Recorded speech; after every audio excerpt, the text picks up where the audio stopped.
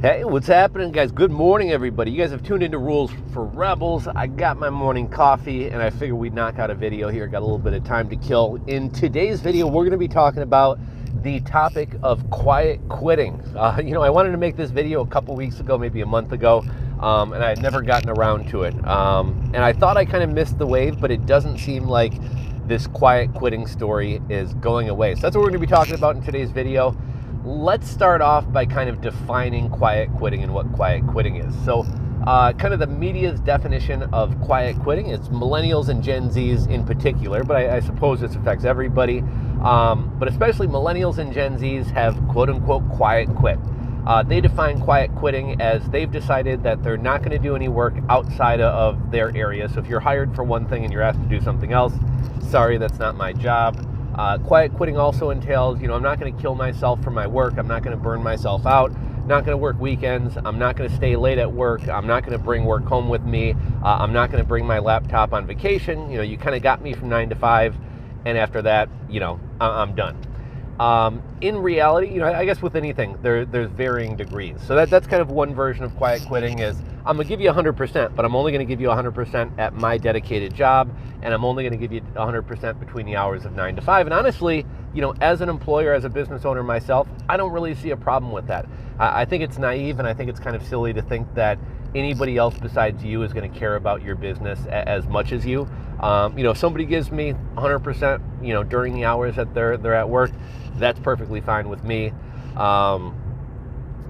But another form of quiet quitting is people who seem to kind of have a vendetta against their employer. Maybe some guy works at a pizza shop and, he kind of sees the receipts coming in. He knows that this pizza shop's making $5,000 a day and he's only getting paid $10 an hour. And he's kind of like, fuck this. I make these people $5,000 a night. They give me $10 an hour. They make $10,000. I walk out with $50. Like, this is kind of bullshit. And to some extent, it's almost like quiet sabotage. Like, they almost don't want to work hard. They want to try to do as little as possible because, they kind of view their employer as their oppressor, and they kind of don't want to help their oppressor. So in some cases, it's almost like kind of quiet sabotage, or I'm going to do the least amount of work that I can do to get fired. So where did quiet quitting come from? Is it new, and is it a real thing? Quiet quitting isn't new. I don't know if it was on Reddit or 4chan, but I saw somebody had kind of left a funny comment, and they said, the media thinks Gen Z invented quiet quitting. Like, I've been not doing shit at my job since 2007. They didn't invent quiet quitting. I saw another funny meme recently. One of my favorite TV shows of all time is The Office. You guys have probably heard me reference it before. I don't know if reporters and the media and the news have forgotten about the television show The Office since it was removed from Netflix and you can't watch it anymore. But there was a meme the other day that was like, Gen Z thinks they invented quiet quitting. Jim Halpert invented quiet quitting. When I think about quiet quitting, the character of The Office I would say has quiet quit is Stanley. Stanley gives no fucks. Remember, he was always doing his crossword puzzles in meetings. The second 5 o'clock rolls around, he's out the door. He's just kind of, hanging on until retirement. So, I think the entire Office cast, maybe minus Dwight, was quiet quitters. But especially Jim and Stanley. Now, why is quiet quitting this big story right now? So the media loves narratives. The media loves dumbing things down. And let's think about some, kind of media narratives that we've seen over the years. What we had, millennials are broke because they buy too much avocado toast and too many lattes. The average American doesn't have $400 saved for an emergency. 80% of new home purchasers or millennial home purchasers regret their home purchase. I'd like you guys to throw out some of your favorite media narratives over the past few months or the past few years. The Great Resignation. The media loves coming up with these narratives because A, they think people are too stupid to understand complex issues, so they'd rather boil it down to a narrative. And B, it kind of gives them stories to write. With the Why Are Millennials Broke, there's a whole lot of reasons. They graduated into the Great Recession. Wages haven't kept up with inflation. Student loan debt keeps them from being able to save and invest and buy homes. There's a lot of complex issues, and a lot of issues that aren't even millennials' faults, as to why millennials are broke, but it's much easier for the media to kind of dumb it down to they eat too much avocado toast. And even we kind of see this, I don't want to get too far off track, but we kind of see this with the Russia-Ukraine conflict.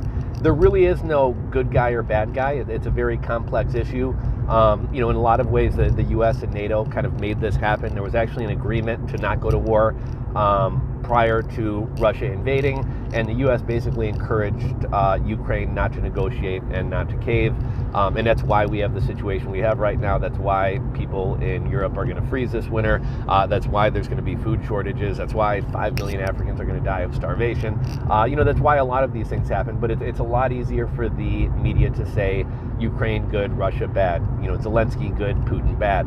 And so the media loves to kind of dumb stories down to very simple issues.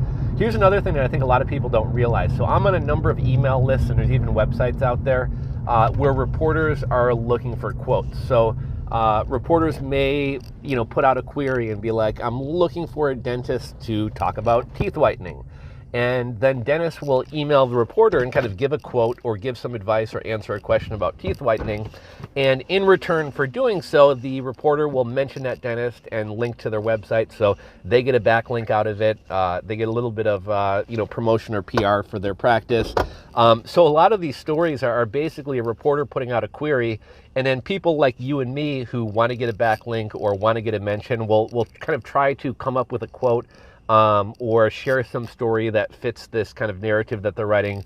And in return, we get a backlink, we get some promotion. So in some sense, a lot of media stories are kind of, I don't want to say fake, but are kind of crafted after reporters needing quotes and people needing backlinks. So that's kind of an interesting thing. Here on this channel, we talk about a lot of like money-making strategies and things like that. And I say this half in jest, half kind of joking, but kind of half serious. If you want to make millions of dollars, I think this could actually work. So you start to establish yourself as an expert on quiet quitting. Write articles about it, make a YouTube channel talking about it, answer reporter queries about quiet quitting. Establish yourself as an expert. Then come up with some type of course or program or CD or seminar on how to quote unquote re-engage employees. How to bring employees back from the brink if you think they're quiet quitting. You then sell this package. Doesn't matter if it works or not. Fortune 500 companies are dumb as fuck and throw money at stupid stuff. You remember when, was it Coca-Cola, maybe within the past year or so, paid some consulting firm like $3 million to come in and teach their employees how to be less white. I mean, Fortune 500 companies piss away money on the dumbest shit ever. And I think you could do the same thing with this quiet quitting thing. So you start going into Fortune 500 companies as a consultant and teaching their HR department and mid-level managers how to bring quiet quitters back from the brink and how to get them to stop quiet quitting. And you charge them millions of dollars for doing this. Maybe you could do a course, you could write a book, but HR departments across the country will be going nuts and trying to throw money at you to solve the problem of quiet quitting. And ultimately, it doesn't matter if your method actually solves the problem at all, but you could probably get yourself a nice payday by doing this. So let's see, what else is there to say about quiet quitting? Does quiet quitting exist? Absolutely. If you look at the 80-20 rule, the Pareto principle, and it kind of holds true in any area of business or life, but one of these things would be 80% of your results come from 20% of your workers. So what are the 80%? What are the other 80% of workers doing? Well, that other 80% of workers has probably quiet quit. Jeff Bezos has recognized that quiet quitting was a thing a long time ago. Jeff Bezos kind of has an unspoken rule with warehouse workers that he likes people to either quit or he likes to fire them after like 2, 3, 4 years. Why? Because he finds that after 2, 3, 4 years, people kind of get too comfortable, they get too lax. Essentially, they basically quiet quit.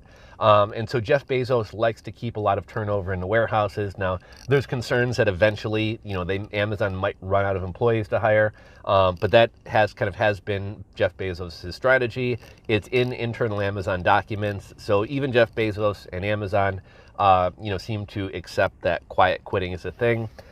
Is quiet quitting more common than it used to be? Well, I think maybe it is, or maybe it's more extreme, and here's why. I feel like decades ago, there was kind of an unspoken agreement between employers and employees. Now, this kind of unspoken agreement was employees will work really hard, they'll give you their best, they'll be loyal to a company. You know, back in the day, people used to stay at companies, if not for their entire career, for decades. You know, these days, people job hop every 1, 2, 3 years. But there used to be kind of this unspoken agreement, this gentleman's agreement between employers and employees, that employees would work really hard and be loyal, and in return, employers would take care of them. What does that mean? Well, that means that you get a good amount of vacation time, you're treated with respect, you have a 401k, you have decent benefits that you're not paying out the ass for, you're paid well, you're given raises, and then at the end of a long career, in many, if not most, at one point, companies, you would also be given a pension and sometimes medical benefits after you retired. And it was this kind of unspoken agreement, and employers and employees, you know, lived in this utopia, and everything was great and well and swell. Well, at some point over the years, you know, employers started outsourcing jobs to India, so a lot of the loyalty from the company kind of went away. Wages haven't kept up with inflation and the cost of living, so people aren't paid as well. You know, companies cut 401k programs, made benefits cost more money if they offered benefits at all. Pensions went away. They don't give you health care in retirement. So employers kind of reneged on this unspoken agreement. And then what incentive do employees have to be loyal to a company? They don't. So employees are like, you know, I'm going to do the bare minimum because they're doing the bare minimum for me. So, you know, if you're not treating people right, if you're not paying people well, if you're not giving people some vacation time so that they don't wind up getting burnt out, you're going to have people quiet quitting. And I think that's kind of the reality that we find ourselves in today. I think the relationship between employer and employee is a lot more combative than it used to be. And, you know, it used to be kind of a cooperative thing. Now it's a very kind of antagonistic thing. And I'm not really quite sure how you wind up turning that around, but I think because of that, I think you have more people quiet quitting, or people taking their quiet quitting to greater extremes. So, you know, I thought I had a lot of stuff to talk about, but I think we've kind of covered everything, right? We kind of defined what quiet quitting is. We kind of talked about why quiet quitting is this big media story, why the media loves to create narratives around things. We kind of gave you a potential little money-making hack or money-making tip there. You know, make yourself an expert on quiet quitting, come out with some type of solution to quiet quitting, and sell it to HR departments across the country, and you might be able to make a lot of money. You know, we kind of talked about the combative relationship between employers and employees. I don't know that there's too much more to say about quiet quitting. One thing I guess we'll talk about really quickly before we cut this video off and go. I keep seeing stories about how, like, oh, millennials and Gen Zers are burnt out, and that's why quiet quitting is a thing. You know, I think normally people don't get burnt out until they're a couple years into their career. You know, it's kind of odd that Gen Z, the oldest Gen Zs, are either just entering the workforce or maybe just starting their careers a year, 2 years, 3 years into their career. Normally people don't get burnt out their first couple years into their career. You know, normally I think it takes 5 years, 7 years, 10 years, something like that. You know, maybe you get out of college at 22. Once you hit 30, you're a little bit jaded or a little bit burnt out. So it's odd that Gen Z, who are new to the workforce, are already burnt out. One kind of theory as to why this is that I've heard, you know, way back in the day, you know, kids weren't involved in organized activities. They'd play pickup baseball games, pickup basketball games at the park. You'd ride your bike. You know, your childhood was pretty much free. You got to do whatever you wanted. You know, over the past 5, 10, 15, 20 years. We have a lot of helicopter parents. I know, like, my nieces and nephews are in like 3 different activities. You know, they go to school, they get out of school, they got volleyball for 2 hours, and they got soccer for another 2 hours. They get home at 9 or 10 o'clock at night, they eat dinner, they got to do their homework, they go to bed, and then they got to get up at 5 in the morning, 6 in the morning the next day to start it all over again. You know, the lives of kids, and especially college students, right? You got to prepare for college, you got to get good grades, you got to do extracurriculars, you got to do volunteer work, you got to do an internship, you got to join a club.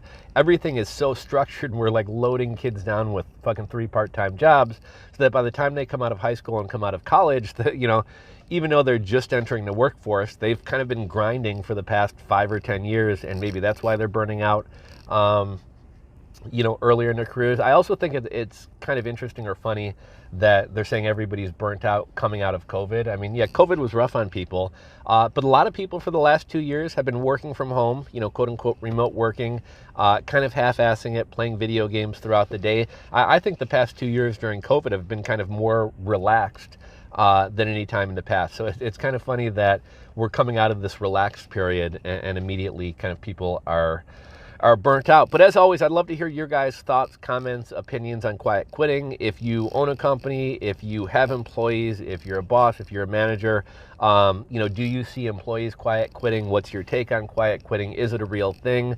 And, if you work, have you quiet quit? If so, what made you quiet quit? What are your thoughts on this entire quiet quitting thing? As always, I'd like to hear from you guys. So drop a comment down below. If you're not subscribed to the channel, make sure you hit that subscribe button down below and ring the bell. If you enjoyed today's video, give it a thumbs up. I think that's all I got for you guys.